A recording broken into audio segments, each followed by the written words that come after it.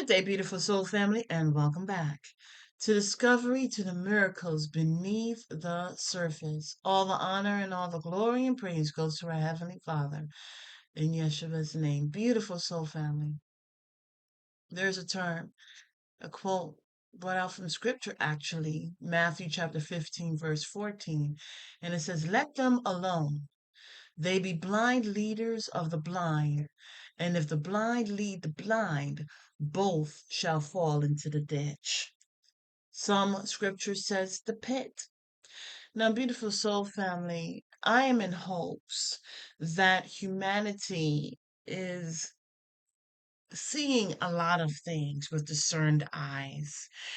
And I am in hopes that there is such a change, such a shift, that instead of someone, it's like, our King and Savior, there was a point in time where he saw that a person needed to be healed.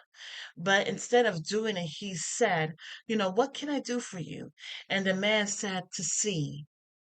There are those who they believe they have sight, like Saul, who later on became Paul. You know, they believe they have sight. They believe they have a right to do the things that they're doing. But they don't realize that they are indeed enslaved, blinded, bounded up. And so they tend to think that others who share that type of mind frame has got sight as well. So they follow after. And in our how our Heavenly Father views it is the blind following after blind. There comes a time frame where the person themselves says, "You know what? I can't see. I need sight." I'm in hopes that there are those who are in that realization. And instead of following after a next person that may be blind, they just cry out for Yahweh Shai, Yeshua HaMashiach. You see, those that were blind, they didn't continue being connected to other people who had the same issue. There's got to be a point in our life when we just pause and start asking ourselves the self-analysis questions. Can I hear? Can I feel? Can I taste? Can I smell?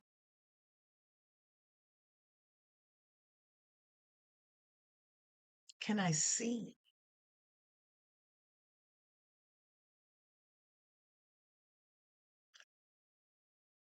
This is what happens when you are on your path to righteousness. A self-analysis. Taking it in. Who am I for real? Have I been blinded to, unaware of such things? Where I follow after others who carry on that same uh, indoctrination. And I'm thinking it's fine. Not realizing, you see what's so interesting is they're still on a path. It may not be the path of righteousness, but they're on a path to the pit. And the thing is I'm in hopes that we go to the Most High Yah. We understand that our King and Savior, Yeshua HaMashiach, Yahweh Shai, is the only way. There's no multiple ways that is going to bring us home to our Heavenly Father. And so, like the different accounts in the Bible, they first have to come to a point. He says, "I come for the sick." We have got to come to a point in our life and say, "Wait a second, can I see? Do I have sight?" Or am I just following after another blind person? It's this term is not just, it goes deeper because you probably may say, well, if I'm blind, how do I know? Why would I follow after another blind person? But really, let's go a little deep. Blind can be about not being aware.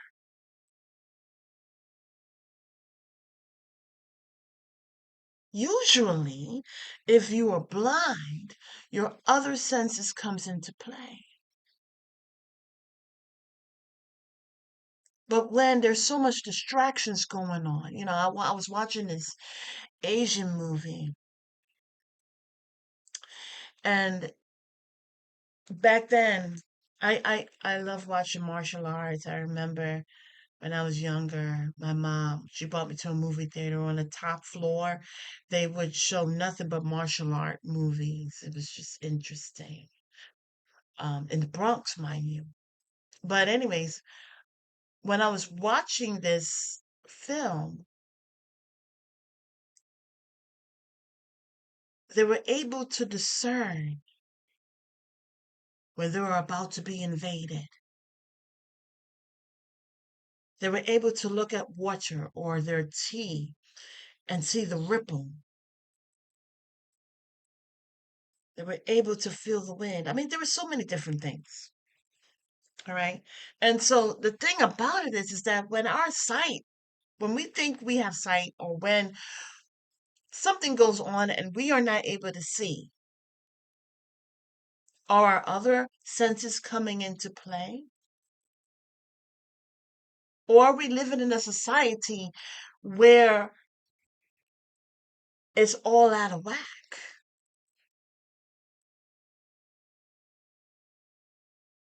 In the Bible, it talks about the physical aspects of where a person was blind or had some other type of ailment, and they cried out for Yeshua and they were healed. As I mentioned in prior messages, there's spiritual and physical and spiritual and physical.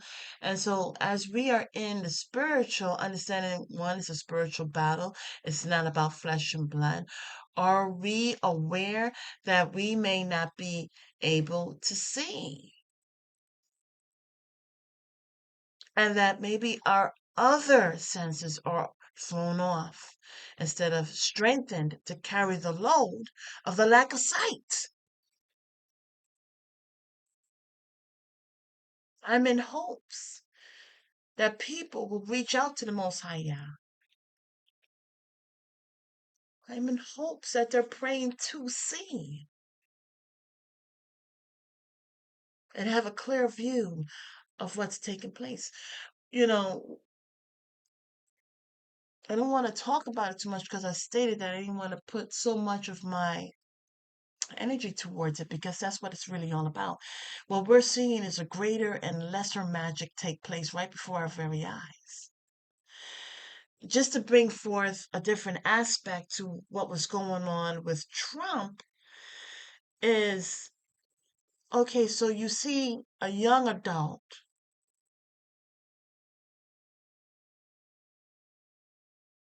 and you see a Trump rally going on. But if you look at it from a standpoint of magic, lesser and greater magic, did we actually see a ritual take place? A sacrifice?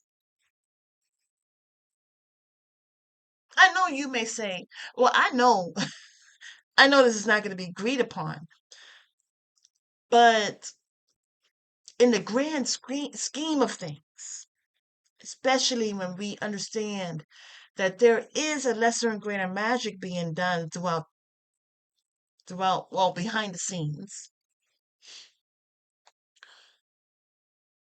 unbeknownst, were people involved, or did people see a sacrifice take place where a person is gone, dead? I also, this is about sight. This is about awareness. Another person who had viewed this, and I don't remember, but he stated that about the right ear,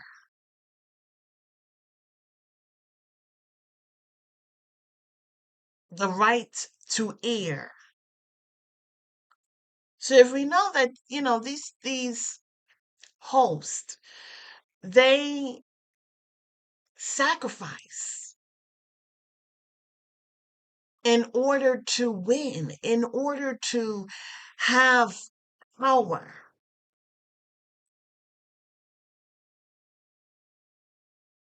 Is this what happened before our very eyes?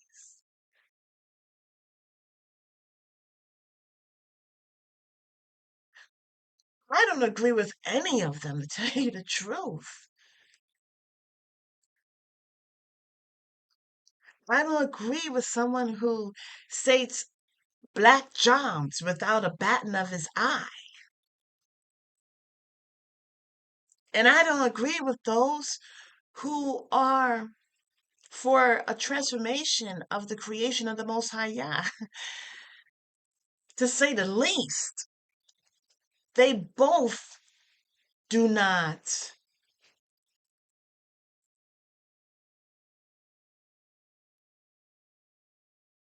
both sides.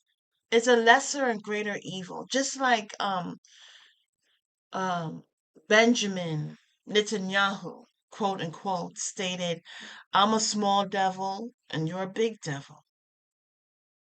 Exactly what are we seeing and where are they taking people? Is it the blind following the blind? Are they both fall into a pit? Or will there be people that would say, you know what? Yeah, I am blind, but I'm not doing nothing else. Father, give me sight so that I can see. Because I can't help but to feel that there is something so much more demonic taking place. And people's energies are involved, unbeknownst. A lesser and greater magic. Blind following after the blind. Hoping that they're going into the right direction, but they're all going to the pit. And it's just something for us to think about. Until the next message, may Yahweh continue to open up your eyes so that you can see what's going on in front of us.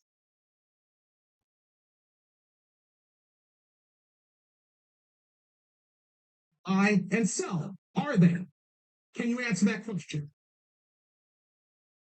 Yeah, I see the smirks from over there, the vile twisting of facial expressions. It offends you, doesn't it, to be faced with what you're standing for? I bet. But you know what? I don't care. I don't care how you feel about whether or not human beings should be bought or sold. I care about whether or not that's moral or immoral. I care about whether or not that's right or wrong. And if I were the last human being on earth to say it's wrong, I would stand with pride against everyone. But what makes me proud is the fact that I'm not standing alone. I might be in the minority in this chamber, but I'm on the right side of history. I'm in the majority of folks outside these walls who believe that we should not buy and sell human life. This is really simple. Right now, in a few minutes, in a few moments, that board is going to light up.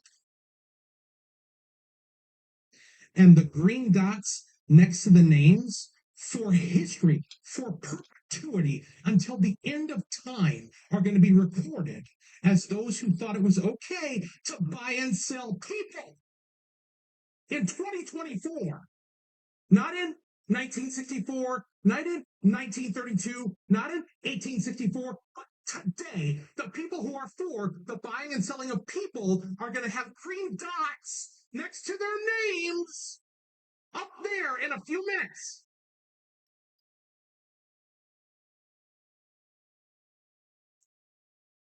Yeah, I love the laughs, the smiles, the casual disregard for the importance of what it is you are about to do. History is going to record it, and you're going to answer for it in eternity. The clerk will take the roll on the bill.